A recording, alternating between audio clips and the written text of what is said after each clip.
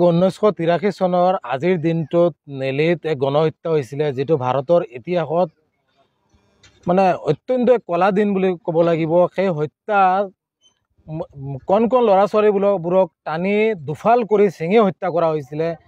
মহিলাসকল, গৰ্ভৱতী মহিলাসকলক গুৰিয়াই গুৰিয়াই হত্যা কৰা হৈছিলে।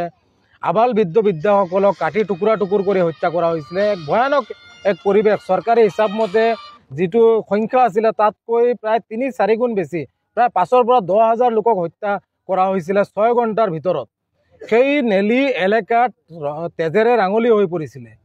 সেই লোকসকলে আজিৰ দিন পৰ্যন্ত ন্যায় পোৱা নাই।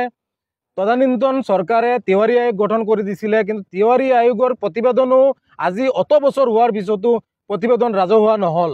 অৰ্থাৎ এটা কথা প্ৰমাণ হয় যে তিৱাৰী আয়োগৰ প্ৰতিবেদন ৰাজহুৱা হোৱাৰ লগে লগে বহু দুষ্কৃতিকাৰীৰ নাম পোহৰলৈ আহিব, যাৰ বাবে তিৱাৰী আয়োগৰ প্ৰতিবেদন ৰাজহুৱা হোৱা নাই আৰু নিৰীহ লোকসকল আজিৰ দিন পৰ্যন্ত ন্যায়ৰ পৰা বঞ্চিত হৈছে। গতিকে আমি আমচুৰ উদ্যোগত প্ৰতি বছৰে 18 ফেব্ৰুৱাৰীৰ দিনটো কলা দিৱস হিচাপে পালন কৰোঁ আৰু দোৱা মেহফিলৰ আয়োজন কৰোঁ। সেই একেধৰণে আজিও আমচুৰ উদ্যোগত অসমৰ প্ৰতিখন জিলা সমিতিৰ লগতে আমি হোজাই জিলা আমচুৱে চাংমাজিত দোৱা মেহফিল আৰু প্ৰতিবাদী সভাৰ আয়োজন কৰিছোঁ। আমি স্পষ্টভাৱে দাবী কৰিছোঁ যে সেই দুষ্কৃতিকাৰীসকলৰ নাম ৰাজহুৱা হ'ব লাগে, অন্যায়ৰ বলি হোৱা লোকসকলে ন্যায় পাব লাগে, এককালীন আৰ্থিক সাহায্যৰ ব্যৱস্থা কৰিব লাগে আৰু এই লোকসকলক, এই হত্যাৰ বলি হোৱা লোকসকলক শ্বহীদ ঘোষণা কৰিব লাগে আৰু হত্যাকাৰীসকলক চিনাক্ত কৰিব লাগে, শাস্তিমূলক ব্যৱস্থা কৰিব লাগে।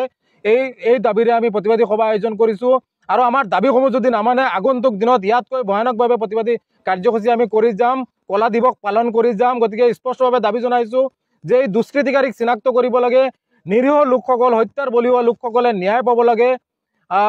তাৰে কামনা কৰি আজি আমি এই প্ৰতিবাদী সভা আৰু কলা দিৱস পালন। সমগ্ৰ অসমৰ লগতে ভাৰতবৰ্ষক কলংকিত কৰা এক গণহত্যা সংঘটিত হৈছিল অসমৰ নেলিত, আৰু সেই গণহত্যাৰ ভয়াৱহতা আজিও যোৱা নাই। আজি সদৌ অসম সংখ্যালঘু ছাত্ৰ ইউনিয়ন আমচুৱে সমগ্ৰ অসমৰ লগতে হোজাই জিলা সমিতিয়ে সেই নেলি গণহত্যাৰ বলি হোৱা নিহতসকলৰ আত্মাৰ সদ্গতিৰ বাবে আমি দোৱা প্ৰাৰ্থনা কৰোঁ, আহতসকলৰো আৰোগ্য কামনা কৰোঁ।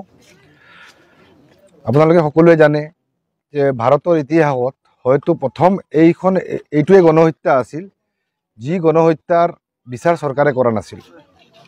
আজি পৰ্যন্ত এই গণহত্যাৰ বিচাৰ চৰকাৰে কৰা নাই। এইটো ভাৰতৰ ইতিহাসত এক কলংকিত ঘটনা। গতিকে ন্যায় সকলোৰ বাবে সমান, এই কথাটো এক বৃহৎ পৰিমাণৰ লোক নিহত হোৱাৰ পিছতো ন্যায়ে যে সেই লোকসকলক চুব পৰা নাই, এইটোৱে ডাঙৰ কথা। গতিকে আমি অসমৰ ধৰ্মীয় সংখ্যালঘু লোকসকল শিক্ষিত হৈ, সুশিক্ষাৰে শিক্ষিত হৈ আমি যাতে আমাৰ অধিকাৰ প্ৰাপ্তি আমি কৰিব পাৰোঁ, আমাৰ ওপৰত হোৱা প্ৰতিটা অন্যায়ৰ বিৰুদ্ধে যাতে আমি সংগ্ৰাম কৰি আমি ন্যায় প্ৰাপ্তি কৰোঁ। যিকোনো খবৰৰ বাবে যোগাযোগ কৰক 7099017330 লগতে 7099017110 নম্বৰত।